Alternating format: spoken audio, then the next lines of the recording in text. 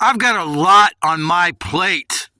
I don't have moments to listen to you attempt to free me from that TP.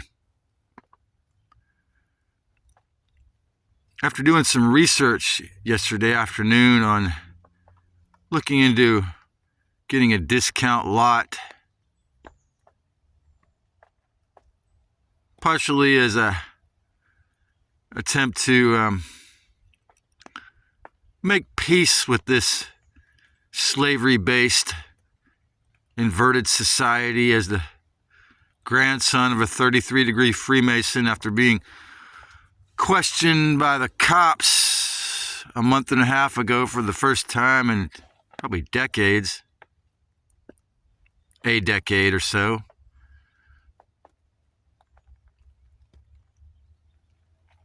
I went to the Brave and Free meeting last night, and this is the impression I got from Dr. Fox as I was trying to explain to him about why the whole thing is based in theft, the whole society. I mean, an MD, and or probably my favorite MD, Dr. Jack Cruz, wants what is it, $40 a month for his Patreon? Why would he ask for so much? Well, he gives a lot of wonderful information, but he's from New York City, and being from New York City, or in this case, last night at Santa Cruz, you run up against the horrible idiocracy concept that time is money. And of course, my least favorite thing about the Brave and Free meetings, they've got to rent the Aptos Grange, and it's the time stress. And yeah, Keith does a great job of bridging the worlds of, through his, he co-founded Food Not Bombs, through Food Not Bombs, feeding the homeless, and Brave and Free, bringing forth, getting people together to discuss freedom and the truth and war. And, it's like, I run my head. I feel like I'm banging my head against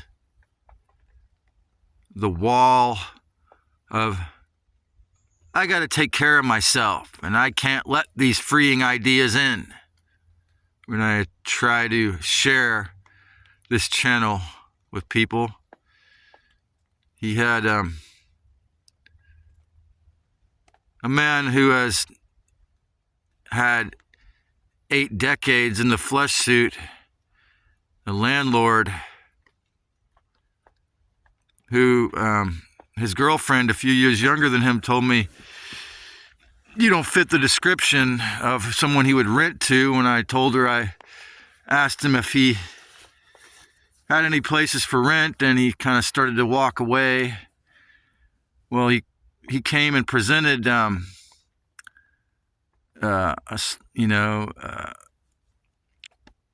Evelyn came and presented some cell phone photographs of their trip to Cuba, and I saw this woman leave, and I was trying to kind of turn her onto this channel, and then Dr. Fox walked out. I walked out in the parking lot to discuss this with her, because I didn't want to spend the rest of the meeting listening to Max Blumenthal talk about how it was inevitable that we were going to go to war in Iran. Instead of what I would prefer is that we had the round table and discussed it like we probably would have if Drew hadn't, done the presentation. And it was a beautiful presentation of their trip to Cuba, but it's interesting.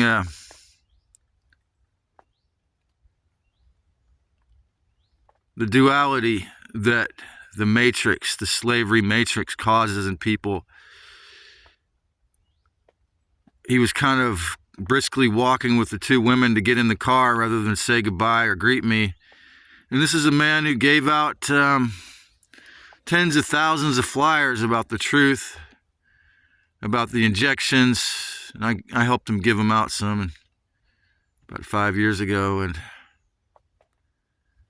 yeah, the hero is so deeply in there. But yet, as a landlord, it must be possibly an offensive thing that I would try to proselytize or encourage someone to think outside of this box. And I had a dream last night, pretty long dream. It wasn't the first time I've had this dream, but I was in a moldy anarchist house that somehow, never got busted by the cops, where people would live and even play music. And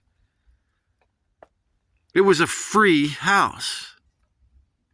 And yeah, it had its problems with mold and spray paint on the walls. But in this dream, I remember, being thankful for being in a house that was freed from the financial slavery matrix. And just the experience, the energy of being inside a house that is taken back by anarchists, by those who are not financial slaves. And it's, I can't imagine, the capacity for world bridging and I can see that it could easily cause a psychological disturbance for Keith to be able to be an anarchist and share freedom and truth in a war based on separation through stolen property, lies, and a slavery system. And there's recently been a new channel on YouTube called Tartaria Vaults. And the guy does a really interesting job of talking about stuff like how they created the Social Security system. And to tie into this video, the idea that you have to have an inspector and get permits and pay a fee when you do additions to your house, and how before 1916, if you wanted to just add a porch onto your house or add a, accessory dwelling unit, a granny unit, you just built it in the 1800s. And how people became, when you think about, between the year, say, 1910 and 1945, from the creation of the Fed to the creation of the OSS and the CIA, you see, they brought in the alien. My take is that the dark ETs brought in their illegitimate system of control. I put a post about Sobriety Bestie's interview with the man talking about Rockefeller created AA. And when you look at this, when you look at how great of a job that the 1% robber barons and their ET overlords did, and superimposing and creating this system of officiales where you have to get permits to do anything. And, you know, it was very successful. And, you know, this dream was my subconscious mind, you know, reminding me of the fact that if I, you know, buy a discount lot and try to build a legal box, then I'm going to have to get permission slips and pay fees and, you know, hold up a white flag that says, "Here I am, guys, here I am. The guy who tells the radical truth lives at this spot." In a realm where, say, for example, in Santa Cruz, I watched as these same officiales of the government went around and used red tape to get rid of probably over 6 community co-op houses in Santa Cruz County alone. Why I do not think it's a good idea for me to rent or buy or do anything besides sublet illegally or live with friends or stay with people who invite me over in Santa Cruz County. Yeah, because Santa Cruz County exemplifies the financial slavery system, and the Zombie Co-op house, the Bean Creek Co-op property, the Cesar Chavez Co-op house where over 30 people lived in small quarters, and the beach flats were all removed so that the only community or co-op housing in Santa Cruz are, you know, legal houses where, you know, it's just a couple of different people renting a room. There is one called the Coyote Crossing, which looks promising, but you'd have to, you know, get on a waiting list for 4 or 5 years until they have an opening. But even there, it's basically they made it so that you have to fit in to the insane tax schemes to have any kind of community in Santa Cruz. And so often what happens when I approach people that seem to be open-minded or freedom-oriented with my ideas, the response I get is, "I've got a lot on my plate." The idea that time is money from the era of the grapes of wrath till now, you know, since the conquistadores killed all of the natives of this land who wouldn't convert to Catholicism, who weren't willing to be a slave for the priests and the conquistadores, or at least do exactly what they said, change all their beliefs to Catholic, till the so-called year 2026. Yeah, it's just escalated and escalated from, you know, 2 years before I was born, when they still had the granny clause, where if you purchased your house in Santa Cruz before 1975, you only have to pay the property tax that it cost in 1975, which is a great thing. I've had a few friends that had that. But since then, they dialed it up. They tightened the reins. And so, yeah, since the year 1916 or somewhere thereabouts, the fact that people were willing to pay, you know, inspector fees and extra money for adding on to their houses, the fact that people were willing to accept allopathy as legitimate after Rockefeller did a brilliant job of convincing everyone that natural healers were not legitimate and calling them quacks and, you know, popularizing his often petroleum-based, poisonous, nearly always toxic big farm as the only legitimate so-called medicine. And yeah, as this Tartaria Vault guy says in a much more calm voice than me, the banking families, by controlling the media, by controlling the public opinion, by disseminating the truth to the masses through their tyranny of media, tyranny of thought, and, violent coercion, like, fines and jail if you don't do as we say, all the way back to the conquistadores in the 1700s on the coast of California here.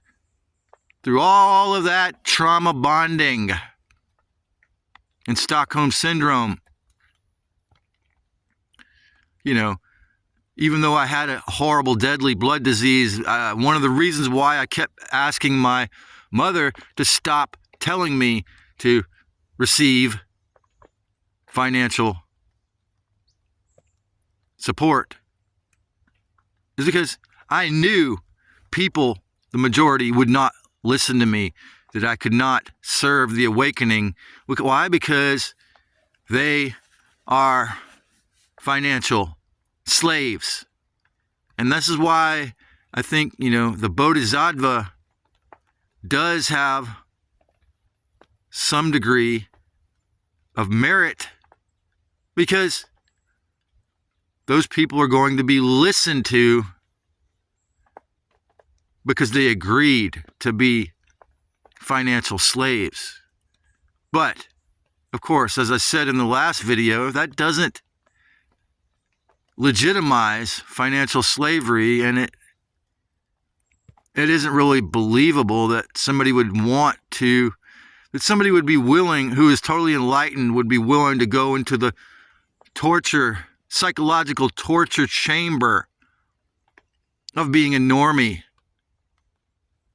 in this realm, especially in the year 20-something, where they jack up the rent and jack up the property tax and jack up the cost of food. Jack it up, jack it up, jack it up.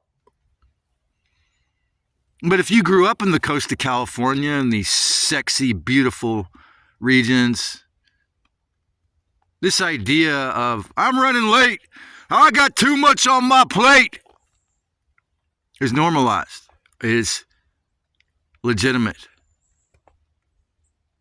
California having the zodiac sun sign Virgo, the moon in Scorpio, you think it's righteous, you think it's okay. You don't notice that basically there are no communities here for the most part. I'm sure they exist, some that I don't know about, but they're not allowed to be here because most folks accept their chains. And the idea that it's righteous really makes my anarchist dream make more sense. Why did my subconscious present me with that image? Well, just like myself and Keith McHenry, the city of Santa Cruz also has a few, on occasions, far less than us, tried to bridge these worlds.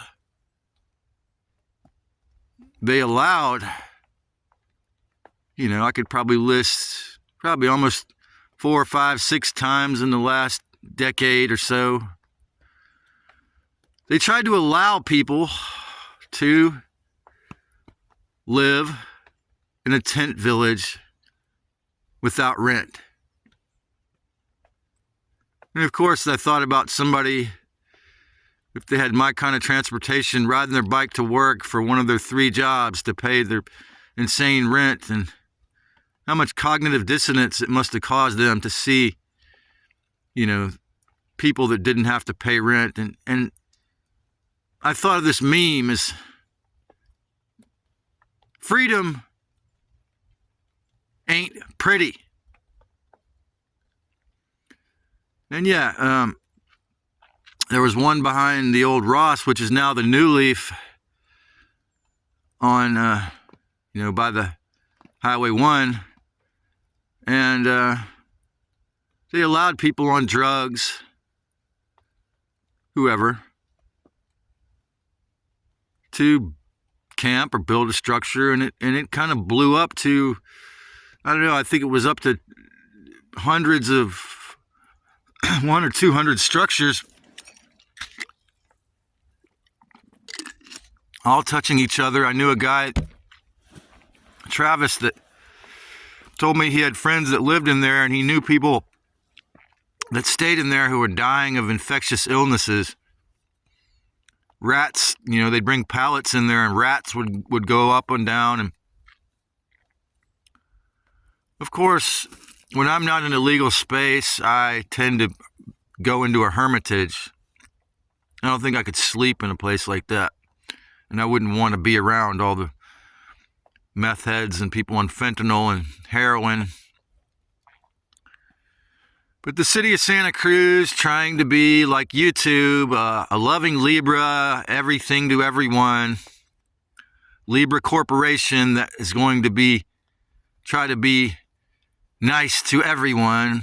Well, I can't remember how long this went on. It went on for months, or still it was a sprawling, village of wild people. So finally they had a Santa Cruz City Council meeting, and I heard that it went until 1 a.m. when they let the citizens debate, and it was heated debate and raising their voice and yelling. And interestingly enough, the next day, before I got one of these microwave gadgets for a phone,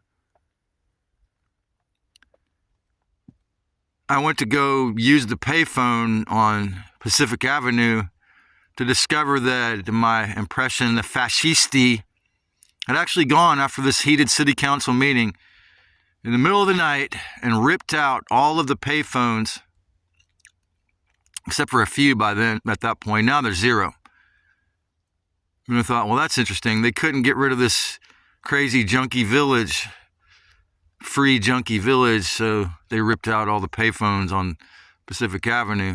And, the theory was that heroin junkies all across the continental USA were telling their friends, hey, you can move to Santa Cruz and live for free. And of course, after the CZU fires, they had it looked like a military version with, strict hygiene, the exact opposite of that one, where they enforced everyone to keep it really clean and no trash in San Lorenzo Park. And, a couple of other occasions, they allowed people to have a village in San Lorenzo Park next to the courthouse.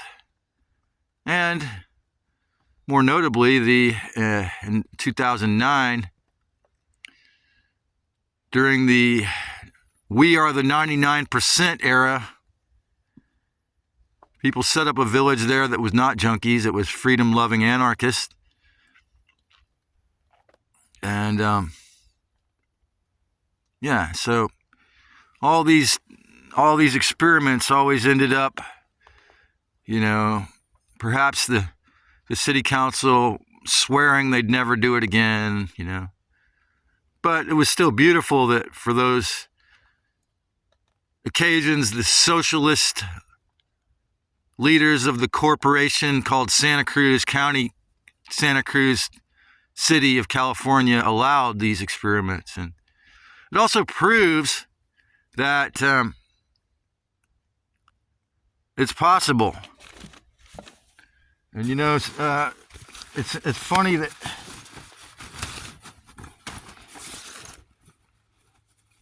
that again, this bridging the realm.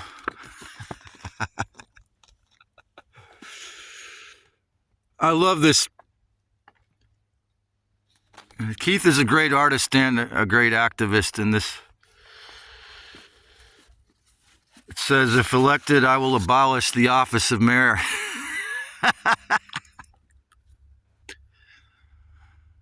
But the thing is that whether you're talking about me or Keith or the city of Santa Cruz, when you present an alternative, when you allow freedom, when you teach freedom, when you expose the criminality of the government and war, you come up against this idea. I'm busy. I got a lot on my plate. I'm a wage slave or property tax slave, and I'm a landlord. I don't have time to listen to that. As if that's a legitimate argument. And my subconscious mind doesn't even want me to participate in it at all, understandably. Because you know why? Because the government, like the gods, is a system based in theft, an extremely brilliant con artistry. If you consider coercion brilliant, I mean, if jihad and an evil genius are not extreme contradictions of terms, which they are, then yeah, they're holding your arm backwards. You know, my friend who let me stay at her house for 4 days, there's that voice in the ego, that voice in the subconscious that got a degree and it's actually doing a brilliant job, even at her age, of, you know, participating in the system, taking care of herself. But yet, I always think about Krishnamurti's quote. It is no sign of health to be well adjusted to a profoundly sick society. When you think about it from that perspective, it's really challenging and tricky for anyone trying to tell you the truth, trying to share an idea of freedom, particularly if they're not a good financial slave or full of ego, hubris, or narcissism, because why would you listen? Why would you listen? That person isn't in the same jail as you. They're in the ugly cell of staying safe due to their faith in the Christ Sophia within, or they're in the Golden Country Club prison cage, psychological cage of being codependent. Why would you listen? But conversely, the idea that being busy means you've got a lot of things to eat really is a popular saying that could only arise from the fake gods who are cannibals of humans and their energy, from those who created the loosh farm. And I can take as long as I want to record this video. And yes, I'm thankful for this realm, the prison system, or financial prison system, the socialism, the demon rat, the democracy, and all the agents of filth, like the ones who say, I must stay small, isolated, alone, and not listened to, because Now you show whose side you're on. You show how psychologically possessed by the invisible hand of the market, by the coercion and fear of the demiurgos. Why I can't talk to Joshua.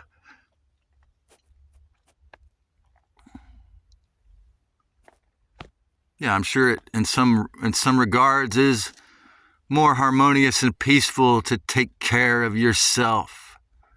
But the whole idea, I've got a lot on my plate, was designed to circumvent, to make sure that you don't get together, to make sure that you don't get free. So be busy if you want. Be busy if you must. Be busy if you need to. But if you're really smart, choose what you're busy with and understand the reason why. I've got a lot on my plate is such a useful saying for your masters.